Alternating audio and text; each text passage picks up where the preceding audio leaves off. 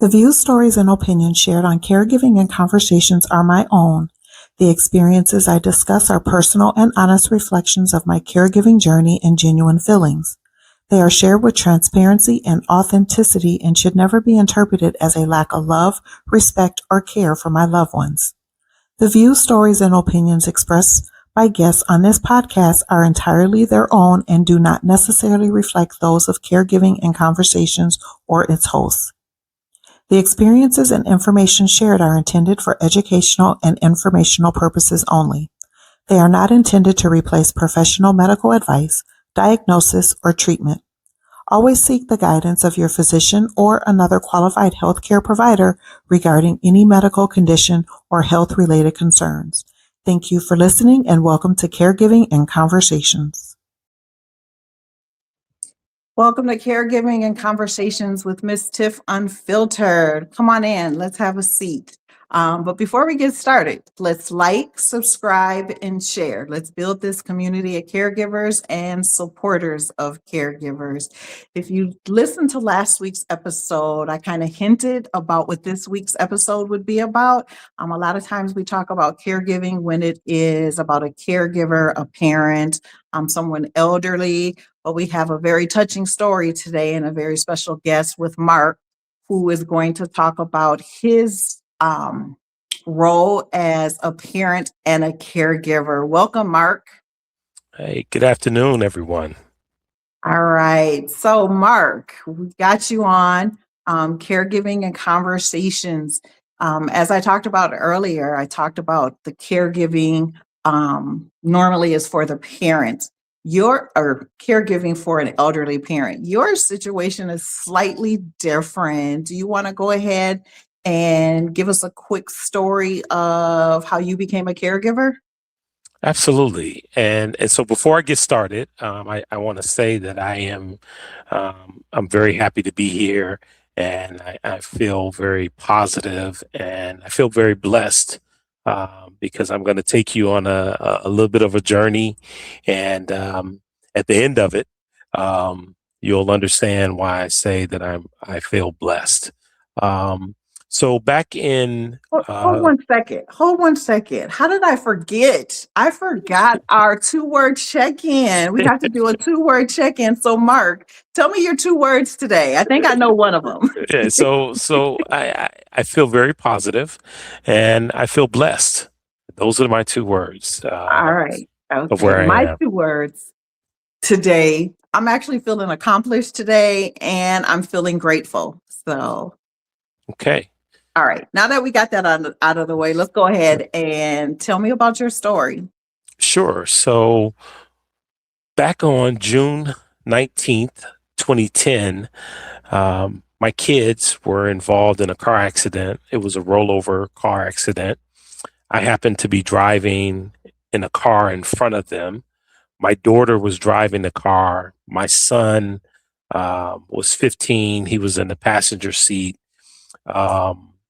It was an unfortunate accident. My daughter was taking the exit, and she clipped the front end of a car, and the truck that they were riding in, the truck that my daughter was driving, it rolled over. And this truck, just as a side note, this was a gift. I gifted her my truck, and so she was on her way. She had just graduated, and she was going to be heading down to college. And so I thought, okay, it makes sense for her to have a truck. It was a SUV, a large SUV. I caught a lot of flack from family members for giving her an SUV. Some thought that it was too much vehicle. Some thought that it was too expensive. But nevertheless, that was the gift that I gave to my daughter. At the time of the accident, I was recently divorced and I had custody of my kids. So we're driving. This accident happens in Kentucky. It's a rollover accident. My daughter, actually, the vehicle came to a rest right side up. And so my daughter climbed out of the sunroof that it was blown out. She climbed out of the sunroof. I got her out, and no issues, not a hair out of place. I mean, she was obviously emotionally traumatized, but she was okay. So I took my daughter and I put her in my car. I pulled over and put her in my car. I called my mom on the phone and just said, "Hey, this is what's happened. Stay on the phone with my daughter. Talk to her. I got to go tend to my son because he was trapped in the vehicle. The door wouldn't open because when the vehicle rolled over, it crushed the roof." Um, Going forward, I didn't know that at that moment that he was already paralyzed. He was stuck in the vehicle. I was able to get into the driver's side, and I sat with my son, and we talked about getting out of the vehicle, and I said, "Well, the door won't open," and he had a couple of scrapes, and I said, we'll wait until the first responders get here, and they'll get you out, but I don't want to you know just start yanking you out of the vehicle." But at that time, I did not know the severity of the accident because there wasn't a lot of blood. There wasn't, I mean, he was talking, we were talking to each other, a very casual conversation. So the vehicle wasn't on fire, the vehicle wasn't smoking. It had just come to a rest, and he was stuck in the vehicle because his door, the passenger side door, wouldn't open. Long story short, first responders came. They actually cut him out of the vehicle, and they had to cut um, the front of the top off, if you can imagine. So they call it the A pillar, and they Okay. cut the A pillar, the B pillar, and they literally rolled the roof of the vehicle, rolled it back, got him out of the vehicle, put him in an ambulance, and the ambulance never left. And so we're standing there, and I'm thinking, okay, we why aren't they leaving? And so then I thought, oh, okay, he's going to be okay. He's going to walk out of this ambulance, and like they checked him out and realized he's okay. And so 5 minutes turns into 10 minutes, 10 minutes turned into 20 minutes, and he's not coming out. The expressway is shut down in both directions. And over the horizon is a helicopter that's coming in, and it lands on the expressway. And it was at that moment that I knew that there was something that was serious, because even though he didn't have a lot of scrapes and there was no blood, there was no broken bones, no obvious broken bones, the fact that they had a helicopter coming in said, okay, this is serious. The helicopter lands on the expressway. They take him out of the ambulance. They transfer him to the helicopter, and then they tell us where they're going to take him. They're going to take him back to University of Cincinnati Hospital. Helicopter takes off, and away it goes. And so my ex-wife, who we were actually on our way to meet, she had arrived at the scene of the accident.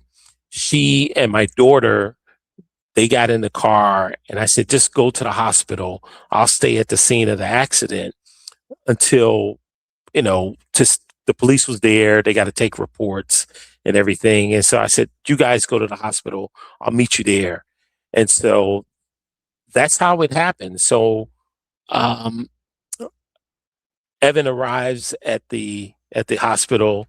They were supposed to take him to Children's, but they took him to UC, which is, he was 15 at the time, so he should have gone to the pediatric children's hospital, but they took him to the main hospital, and that was primarily because of his size. At the time, he's probably about 6 feet tall, so he looked like he was older than 15, but he's a kid.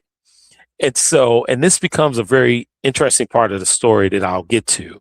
But we get to the hospital, and um, my my ex-wife and my daughter was there first, and then I arrive, and the doctor comes out, and the doctor had zero bedside manner. Doctor says to me, "Hey, your son is paralyzed. Somebody else will be coming in to talk to you." And that's how we found out that he was paralyzed. And so we had to go into the room that he was in, and we told him that he was paralyzed. And um, and it was very somber. And we were all trying to comprehend what was happening, because everything happened in the blink of an eye, right? And so that started our journey. And so he this was on a Saturday, June 19th. The next day, June 20th, was Father's Day. And so he actually had surgery. He broke his neck, C3, C4. That's where the break is. My son is a incomplete quad. He was 15 at the time. And what's interesting is, because he was so young, and the reason why they call it an incomplete quadriplegic is because he's still 16 years later, he's still regaining some functionality. He will never walk again, but he is gaining some functionality in his arms and in his hands. And so my son can he can pick up a he could pick up a steak fry, but he can't pick up a shoestring French fry, right? So he doesn't have the dexterity in his hands to do certain things. He can hold a hot dog or hoagie. He can eat that better than he can handle a hamburger, just because of the orientation of your hands. Going through this process was incredible. He was in the hospital for 3.5 months. He had surgery to repair to break his broken neck on Father's Day. He comes out of surgery, and one of the first things he said to me when he came out was, "Sorry, I screwed up your Father's Day." Um, so he does have a sense of humor. I didn't think that was funny. There was some tears. There was um, uh, shared in that moment. Um, yeah, we were drinking from a fire hydrant. Like, so much happened in that first 24 hours, and we were just trying to comprehend, like, what does this mean? And so we adopted a new term, and we call it our new normal, because we didn't know. We knew that life would change as we knew it, but we didn't know what it would mean. And because our son was 15 at the time, we're trying to figure out, okay, what does life look like for him going forward? And so he had just completed his freshman year in college. My daughter had just graduated. I'm sorry, he had just finished his freshman year in high school. My daughter had just graduated from high school on her way to college. There were so many moving pieces at the time. Um, it was a lot that was coming at us, very, very fast. And um, the time while he was in the hospital, those 3.5 months, is where he needed to be, and he had all of the care that he needed, 24 hours a day, around the clock. There were nurses. There was checking on him, you know, 2 in the afternoon and two in the morning, right? And reality hit us when he came home from the hospital. And coming home was um, was a new reality, because I had to retrofit my house to accommodate my son coming home. And so at the time, I was living in a traditional colonial style house, 4 bedrooms upstairs. His bedroom was upstairs. Well, that he's not going to be able to walk up those stairs and go to his bedroom. So I converted my formal dining room into a bedroom. And that was his bedroom for the next 3 years until he went off to college. In that period of time, um, it was an adjustment. So my daughter, she goes off to college. She didn't want to go. She wanted to stay back and help with her little brother, who she loves dearly, and my son loves his sister dearly. But we said no. Everything that we had talked about before the accident, we're going to maintain as best we can. We're going to maintain those plans. So no, you're going to go to college. We need you to go to college. And college was a healthy distraction for her, given everything that was going on. So that meant, okay, well, his mom and I are going to have to take the lead. Well, I started off by saying I was recently divorced and I had custody of my kids. And so my ex-wife lived in another state. Um, so, so, you know, we're trying to figure this out real Right. time. Caregiving And and co-parenting. two people who had just divorced one another, right? Yeah, yeah. So we're trying to figure out just how we're going to make this work. Um, it really is, they say it takes a village to raise a child. Well, it took a village to get us through this process. And so, um, caregiving, when it's your child, no one expects to see their child go through something like this. And so there were hard days, there were physically challenging, and then there were hard days that were emotionally challenging. And, we're trying to keep his spirits up. And to his credit, he's an incredible young man, and he was always positive. We all went through counseling. We all needed counseling. Um, we we had to we had to get to a place where we could be functioning, high functioning, to get him through this process, Mhm. if that makes sense. Absolutely. Um, and so the challenge of being a caregiver, um, he's a teenage boy. So, we are, there was a lot of loss of privacy in caring for him. Um, there were things, he's like, I don't want my mom to see me, or touch me like that, or have to Yeah. do some of the things that were required. Yeah. I don't want my dad to do it either, but Yeah. if given a choice, I'll take him over her. Um, and so just coming together was really, really tough. Dealing with nurses in the early days.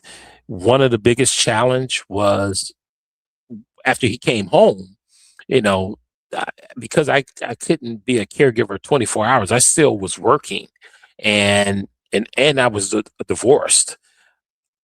His mom was going back and forth, and then ultimately she moved to Ohio, where we were living, and that began the process of us really sharing the workload, or the burden. I shouldn't call it a burden. Yeah. Sharing the workload Mhm. of being a caregiver, but it was really, really tough. But the nurses in the beginning, my son and I, you know, we had a pact, and I said, "Hey, you have to like them. I have to trust them. You have to like them because your nurse is a very personal relationship. I mean, they're bathing you, they're cleaning you, they're dressing you, they're in your personal space around the clock. And so you have to be comfortable with a person that's in your personal space. For me, I had to trust and be comfortable with them being in my house, because there were times when they were there and I wasn't home. And I didn't want things to happen in my home. Um, that I wouldn't approve of, or I didn't want things to go missing, or any of the things that you could imagine would happen, because my son, he's in a bed or he's in his chair, and the nurse had free reign over the house. And so we went through a number of nurses, until we found some good nurses. And when we found really, really good nurses, we kept them. We held on to them. We tried to hold on to them for dear life. We treated them as if they were family. Mhm. We we we we brought them into the fold. We would have dinner with them. I would cook dinner, and they would have dinner with us, because it's important to treat them well, because if given a choice, they could go work for someone else, and you don't want to lose good help. And um, we were blessed, that we found. We went through a lot of nurses, and there are a lot of horror stories that I could share with you of some bad nurses that were fired on the spot, and like, okay, this isn't going to work out, because my son is saying, "Dad, I don't feel comfortable with her," or I'm saying, "I don't trust this person," and so because that was our pact, we said, "Okay, this isn't going to work. We'll find another one," and you keep going. But when you Mhm. find someone, we would pay bonuses. Mhm. We would give Christmas gifts, birthday Mhm. gifts. We really wanted to make them feel comfortable, and so much so that they are part of the family. Mhm. And I will say that my son, fast forward, last year, 15 years after the accident, my son got married, and Mhm. at his wedding were two of the nurses that had been with us over the years. And so that's a testament to the closeness. I mean, we look at them as if they are family. They would travel with Evan. One of the nurses, um, Evan went to Vail, Colorado, as part of an excursion with Johns Hopkins Hospital. They have a um, spinal cord institute that's attached to Johns Hopkins, and so he went as part of as an ambassador. He went out to Vail, and so I said, he said, "Hey, Dad, you want to go to Vail?" I didn't want to go to Vail, but take your nurse to Vail with you. She had never been to Vail. I don't think she had ever been on a plane, and so what a wonderful opportunity for her, to experience Colorado, but also she's an extension of the family. She's an extension of him. And so, that's kind of the upside of the caregiving. Some of the challenges of caregiving, um, it's exhausting, Yes, and yes, it is. mentally and physically exhausting. And some of the best advice I ever received was from the doctors before my son was discharged, who said, "Hey, take advantage of anyone and everyone that wants to help you and help your son, even if they can only give you an hour." Yes. Even if they can only give you an hour to go recharge your batteries, go for a walk, or in the case of his mom, go get your nails done, or go to the grocery store. Take advantage of that, because as the doctors shared with us, they said, "Hey, if you guys deplete all of your energy, what happens to Evan once you're there? Once you're no longer there?" Because you've exhausted yourself and you've tapped out, right? Yep. And Yeah. so we had to find a way to continuously recharge our batteries, re-engage, find a happy place, right, in the midst of everything that was going on. Um, and but it's challenging. And then emotionally, Mm. you're trying to look at the future and what the future holds. Um,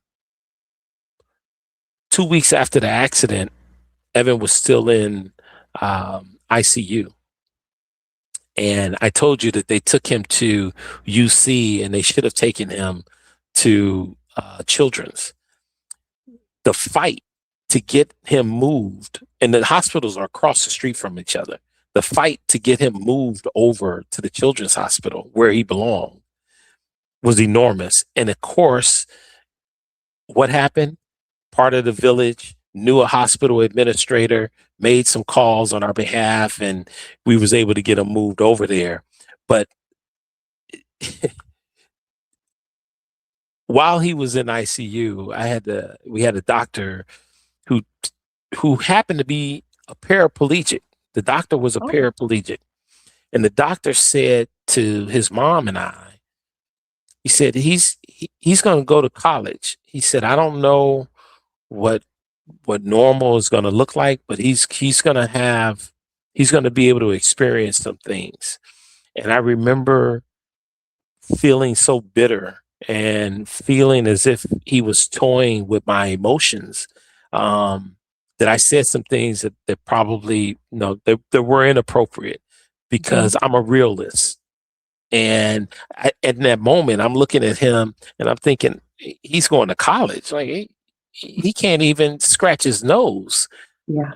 And so, part of this emotional roller coaster was just, okay, what does tomorrow look like? And as the parent, in the natural order of things, I'm supposed to pass away. His mom is supposed to pass away before he passes away. Mm-hmm. And if we pass away, then what does that mean for him in terms of he has a sister who loves him dearly, but that's my kid, right? So I see that as my responsibility. His mom sees it as her responsibility, right? And so, in the back of your mind, you're thinking, well, I can't die because I can't leave him without, his super parents, who feel like they can do everything. So emotionally, it was tough in the early days. As time went on, things got better. And so we started to see more light at the end of the tunnel. So I'll pause right there. But yeah, it was a lot. That's a lot of information. I want to go back because you talked about your daughter and your son in the car, and your son having physical needs, and then your daughter was driving, and the emotional needs. So as a parent and as a caregiver, how are you able to give to both of them? Because they both had different needs. So how are you able to balance that with two different children and two different needs? Yeah, so great questions. So if for anyone that has more than one child, they will tell you that you parent differently. You are inconsistently consistent in your parenting because the children are different. And so my son had physical needs, and I believe that my daughter had more emotional needs. And so you respond to what they need. And so, as I said, we all went to therapy. She went to therapy. She started therapy on that Monday. So the accident was on Saturday. She started therapy on Monday. It was the therapist was a friend of mine. And again, I keep going back to it takes a village. The therapist was a friend of mine. I called her on Saturday after the accident, or maybe Sunday, and said, hey, this is what's happened. My daughter is going to be here until she leaves to go to school in 2 months, but I need to get her in front of you. Can you help me? And she said, I got you. And so my daughter was in therapy up until she left to go to college. And so that allowed us, to feel good that she had a place where she could talk through her feelings, her emotions with a professional, as well as we were there emotionally. Because it's the summertime when this happened, both of my sisters are educators. So my sisters, they have the summers off. So both my sisters parachuted in, and so they're there, and they're educators, and so they are nurturers, um, and so they were there, and so we were able. My in-laws, my ex-wife's folks, siblings, people parachuted in, and so they were able to be supportive of of of all of us, but in particular, my daughter, because the 3.5 months that my son was in the hospital, um, I would say 95% of the time, someone was there with him, spending the night. And I was the primary person that spent the night with him over that 3.5 months. I would say I probably did maybe 75% of the time he was there. I spent the night with him. And part of that was because I work right around the corner. So I would just stay there and get up and go to work from the hospital, and bring clothes, and so it was a tag team. And so you identify what you need to do with each child, or what's needed, what's required. And so we put her in front of a medical professional to help talk through her feelings about the accident, because she was the one that was driving. She didn't have any physical. There wasn't even a scar. There was no blood. There was not a hair out of place. And so, for her to walk away from this thing and for him to be paralyzed, it was like, wow, how you're both in the same vehicle. Yeah, but they both were injured in a different way. And Absolutely. so the physical piece for Evan, for the first 3.5 months, he was in the hospital, so he had all of the care and the equipment. And it was only after he came home that, that we're like, oh, Who's this supposed to is do this? this is a whole job. Like, this Mhm. is a whole effort. Yeah. And you know, just because I'm ready to go to bed, he may be ready to go to bed, but in the course of, you know, going to bed between 9 o'clock and 6 o'clock the next morning, he may call for me 3 or 4 times in the middle of the night.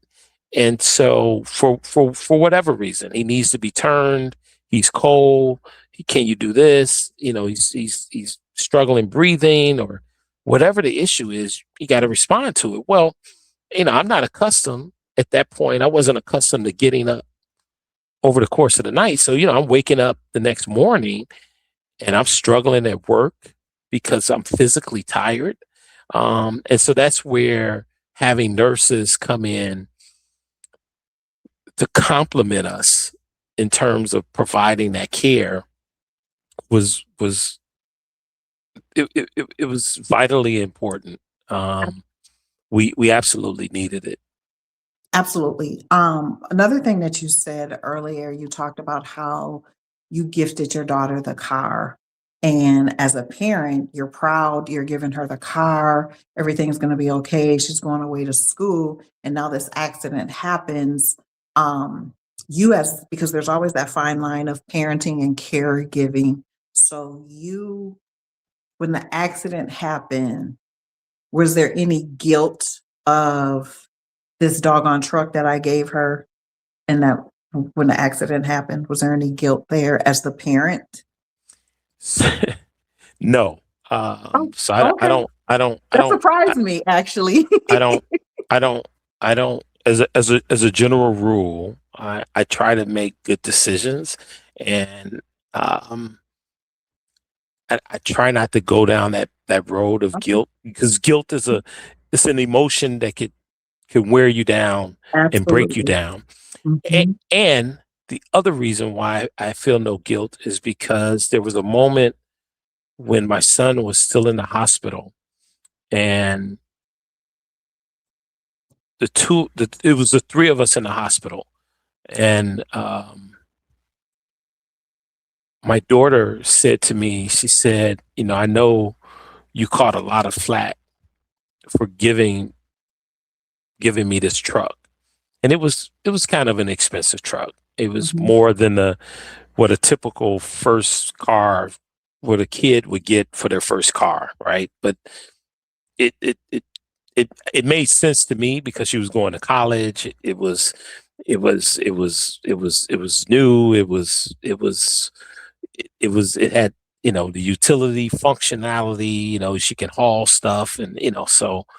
But she said to me, she said, "I'm so thankful that we were in the truck and not in some little Honda, because we probably both would have died." Perspective.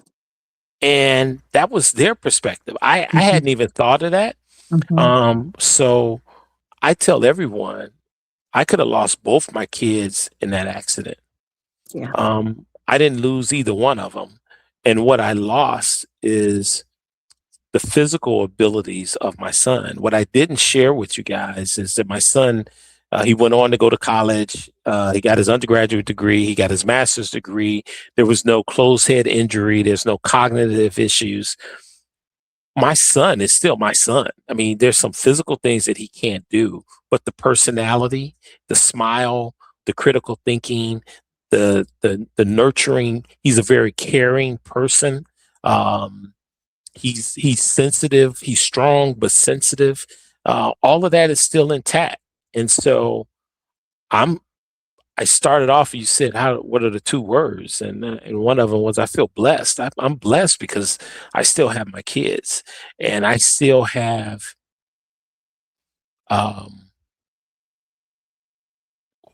I have the majority of them, the essence of them. Mhm. My son, yeah, he can't we can't play basketball together anymore, but we can sit down and watch a game. We can still tell jokes. We can still engage with one another. We can still have very deep conversations. So I still have my son, and my daughter. I still have her, and she's a compassionate, charming, witty young lady and woman, and she's there, and so she loves her brother, and her brother loves her, and so that's how you get through it. But no, I didn't feel any guilt even before they shared with me, "Hey, thank God we weren't in a Honda Civic," Yeah. Yeah. when the accident happened. I had never thought about it that way, but because accidents happen, and this was truly an accident. Mhm. And so um, there wasn't a point where we were looking to blame, which I think also is a challenge that people have when they have an illness, or they're stricken with something, or you want to blame someone, and that's also can take you down a rabbit hole, Yep. and it's exhausting, and Yep. it's counterproductive. So we didn't blame anyone. Mhm. We never questioned God. um now we had days where we were frustrated. That's normal.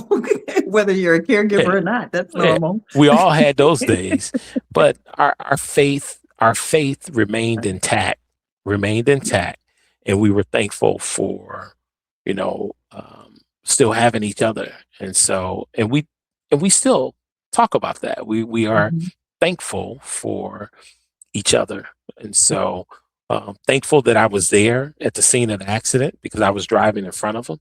Yes. Um, Thankful that their mom showed up, 15 minutes, after the accident. Um, Thankful that even though we had been divorced, that we were able to come back together, to provide support. So thankful is it means a lot in our family. Yeah, absolutely. I remember when we talk about as the caregiver, the emotional toll, the mental toll, and even sometimes the physical toll.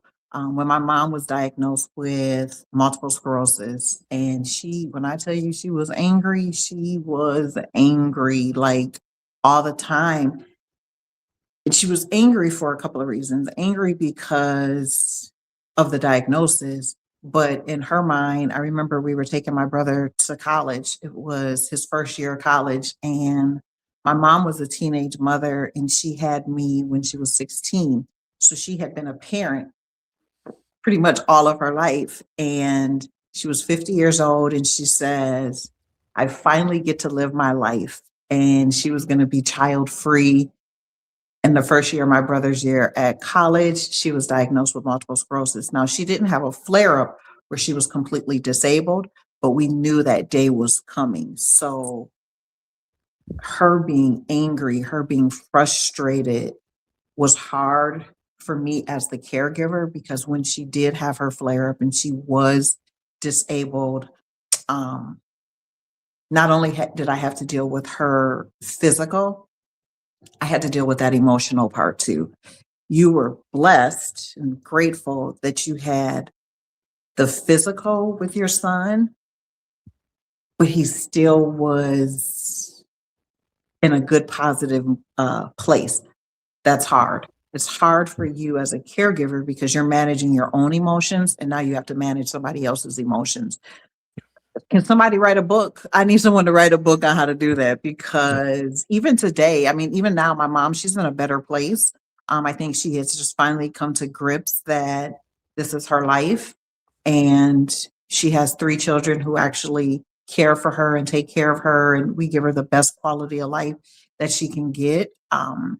But it was hard in those early years. I'm not even going to say months. It was hard in those early years. I will ask you a question because you said that you had to retrofit your home. Um, your son was in the hospital for 3.5 months. And when we think about the cost that comes along with caregiving and parenting, um, how did you handle that? Because that's you as the Yeah. parent. That's Yeah. not you as the caregiver, but as the Yeah. parent, you're thinking, I got a daughter going away to college. I have this this medical bill. I have this house that I have to retrofit. I have caregivers that need to come in. Tell me about that. Yeah. So there's a lot. There's a lot in what you just asked. Um, so I'll start off by saying we were blessed that we had the wherewithal, we had the means to do a lot Mhm, of mhm. things. My daughter chose to go to the same school, same college that her mother and father graduated from. So we had a lot of relationships. Go ahead, shout it out. Just shout Uh, it out.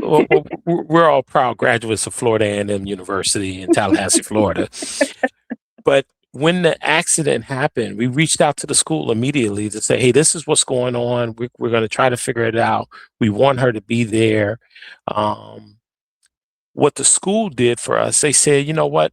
We know you're going to have a financial burden. You don't even know what they're going to be. What the school did for us, they said, okay, we're going to make her an in-state student. So you'll pay in-state tuition versus out-of-state. Huge, huge burden Mhm, that was mhm. lifted off our shoulders. So that's how we dealt with that. Now, I want to talk about this house because this house and my family will see this and it may bring back some, some emotions. Mhm, mhm, When the accident happened, my son's mother, it was interesting because she was able to zero in on the fine details of everything. So if they said they were going to prescribe a medicine, she would ask them for the spelling. Like I don't even know if I could spell my name at the time. Conversely, I was thinking big picture. Everything I was thinking was big picture. She was thinking the minutia of every little thing, right? And so I knew I had to get the house done. And so 4 or 5 days after the accident, a friend put me in touch with another friend who was a contractor, and I started getting the house done. And I will tell you, and then my family and will see this. My mother, my father, my ex-wife, and her parents all looked at me like I was crazy, and they said, "Why are you doing this?" And I said, "Because I got to get." First of all, none of you know anything about construction. It takes time to do a retrofit, to build ramps and do everything. I need to have this house ready for when he comes home. And their response, some of them, they were like, well, how do you know he's not going to walk? How do you know miracles happen? You're doing all of this and it may not be necessary. And I said, okay, well, if that happens, then I'll take the loss. It's my money. This is what I'm going to do, but I can't, I'm going to hedge my bet. I'm going to go ahead and get this house ready. And if he walks, fantastic. But if he doesn't, then I have a place ready for my son, because the worst thing I felt was that he wouldn't be able to come home, or it was a challenge for him to come home. And so, yeah, so there was a lot of money that was, there was a lot of money that was spent. No, And so we were fortunate. There was a lot of money that was spent out of pocket. There was some money that we were blessed that there were some fundraisers that were done to support Evan. But we were able to get through it. And I recognize that not everyone is blessed to be in that situation to have the means to do it. And so, yeah, there was a, and it's what we had to do. I just look at it as, it was an investment. Yeah, it was an investment. It was just the cost of the situation, and we just had to do what we had to do. And so, but things get better, right? And then, because my son was able to apply for Medicare benefits and Social Security, that helped defray a lot of the costs that we were incurring. And they were able to provide certain pieces of equipment to help with him. But the lion's share fell on his mom and I. And, we were in a good situation where we were able to meet his needs.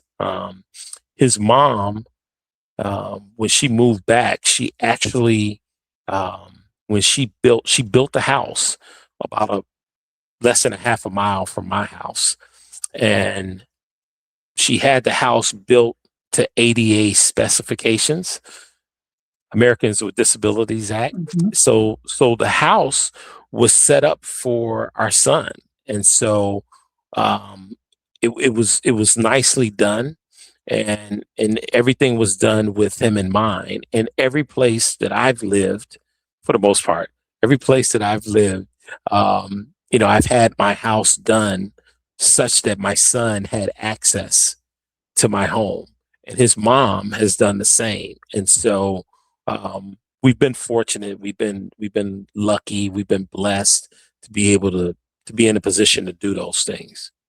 Yeah, there's a lot of families out here who are not able to, and they you said you turned your formal dining room into his bedroom.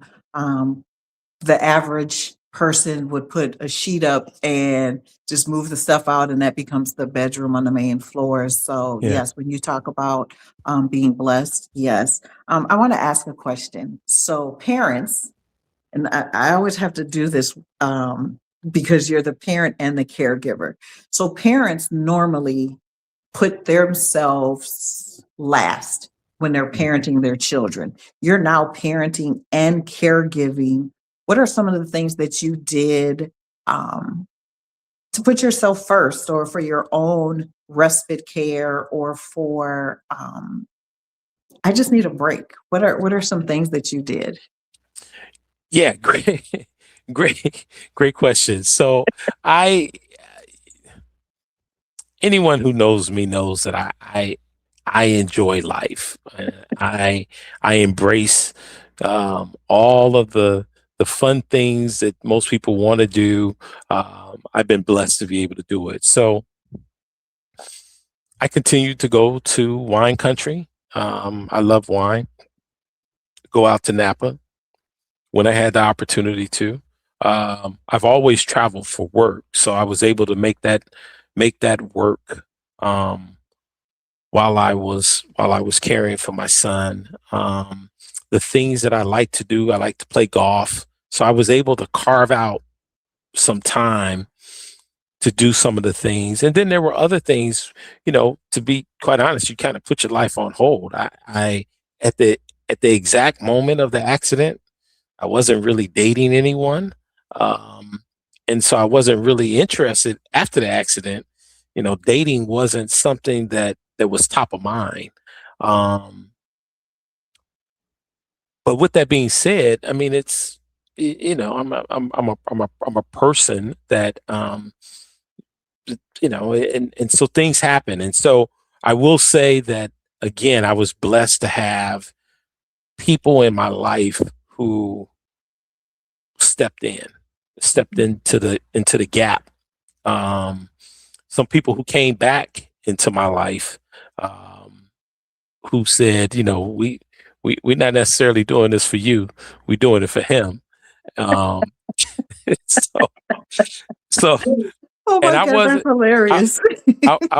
I wasn't too proud to say, well, if you ain't doing it for me too, then you can't come No, back. yeah, So yeah, no, I'm gonna take that. I'm gonna uh, take it. I'm gonna take I'm it. gonna take it, and again, being thankful, I had, I believe, great kids, and people like them, and so the people that I dated after I was divorced, they happen to like my kids, and so after the accident, they were like, "Hey, we still like them, and we recognize what's going on. We'll help you. How can we help you?"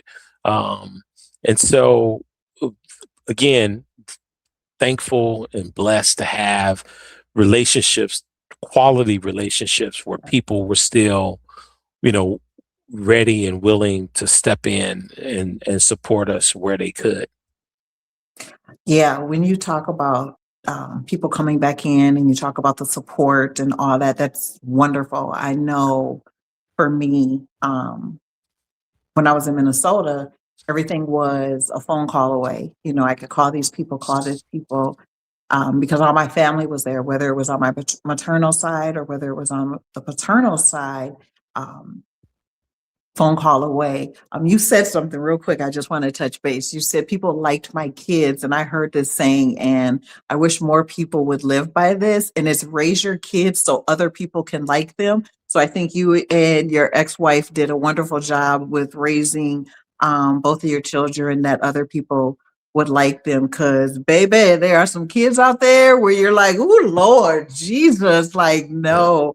Um, so yeah, that's and I want to talk about the struggle, uh, me moving down here in Mhm. Dallas and not having family and friends when I first came down here, and I developed um, friendships where those friends became family.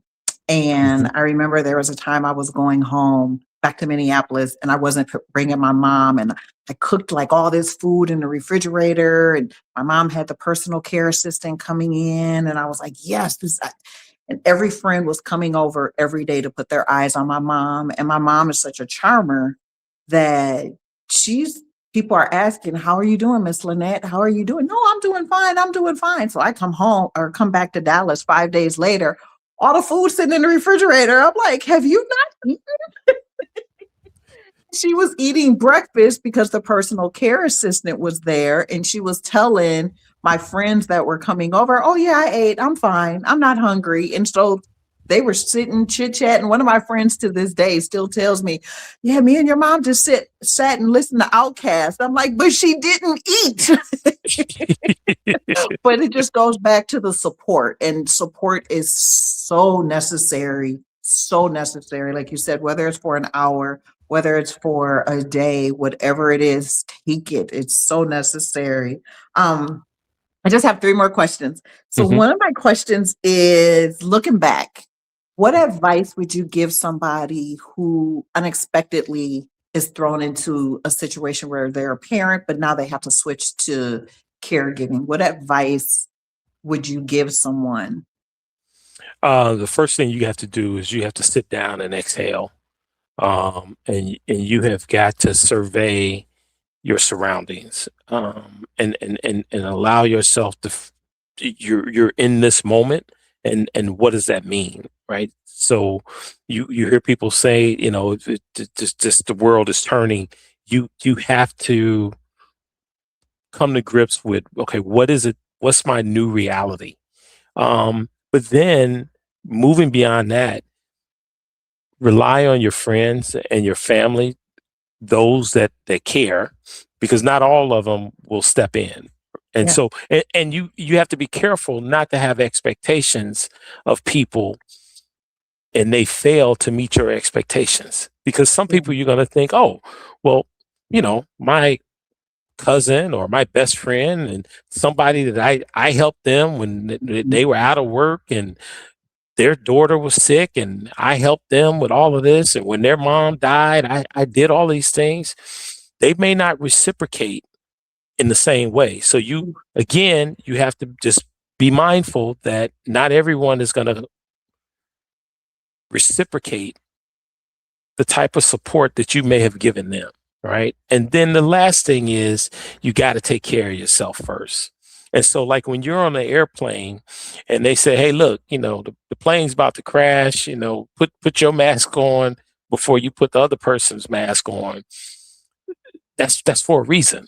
Yeah. Yeah. So you gotta put your own mask on and breathe before you can begin to help somebody else. Now, after you get your mask on, you can successfully start to help others around you.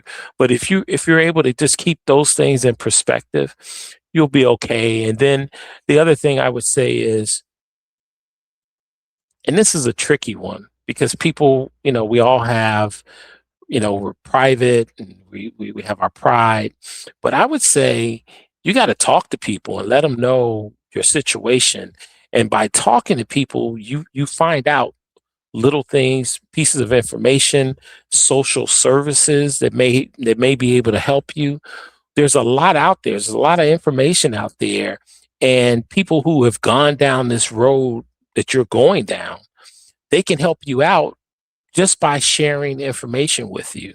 And I found myself sharing information with people that ultimately helps them immensely as they're trying to navigate things that are brand new to them, because this isn't something that you're not born with this knowledge, right? You grow into it, with your situation. So that would be my advice. Yeah, I love that. I love that. And I would agree with absolutely everything that you said. I never exhaled. Um, everything I did because I was new to this was knee jerk. If I was to go back, and of course we can't, but the advice that I would give someone today is, like you said, breathe and let's try to picture what can happen, instead of all these knee-jerk decisions. So, all right, let's talk about your son real quick. I Mhm. want you to tell me, how has your son inspired you? Oh, well, he inspires me and everyone around him, in a multitude of ways. But the number one way is, given everything that he's gone through, he still strives to have and do more. And he doesn't have any quit in him. And so it's hard for an able-bodied person to complain about anything when this person who is confined to a wheelchair is saying, "Oh yeah, I'm about to go do this. Oh yeah, I want to go." When he went to Vail, they went tobogganing and sledding, and he's gone zip lining, and everything he wants to do, he's doing it. And he had talked about skydiving, and I was like, "Oh, okay." And the recent thing is he's working on getting his driver's license, and because he wants to be independent. And I'm so excited for him. But I do tell him, when you get your license, you let me know what road you're on, because I probably will be across town on another road. I don't want to share the same road with you, but he's actually trying to get his driver's license, and there's a way for him to do it. I mean, there's a process. Obviously, you have to go through a lot of testing, but there's no quit in them. And so, because I don't I've never seen him quit. It's hard for me to quit. It's hard for me to have, feel sorry for myself, because I have an example of someone who shows me each and every day how strong he is. Yeah, I love that. No quit. No quit. Okay, so I know from what you said about Evan, um, he has no quit and he's going to keep trying and doing things. Tell me, what is something that Evan can beat you in today? He thinks that he's the best Uno and Phase 10 player to ever walk the earth. So those are his games. He loves to play it whenever we get together, and we have a hilarious time because it's something that we all can join in on, and he typically does pretty good. But yeah, that would be the thing that he is. He's his favorite thing that he likes to say, "Hey, I can beat you at this," and so Uno and Phase 10. All right. All right. So Marc, thank you so much for sharing your story about parenting, about caregiving, especially unexpectedly. I would love to get you and both of your children on the podcast, Caregiving and Conversations, to get their side of it, but that'll be down the line. But thank you so much. You gave a lot of great information. So again, hats off to you, hats off to your ex-wife, because Evan got that from somewhere, Yeah, as far as his no quit and his compassion and his willing to bounce back no matter what. So that's a testament to you as parents. So thank you so much. Again, everybody, thank you so much for tuning in to Caregiving and Conversations. Don't forget to like, subscribe, and share. But before we go, remember to give yourself grace. Remember to give yourself rest, and remember to give yourself love because you deserve it too. Bye-bye, everyone. thank you.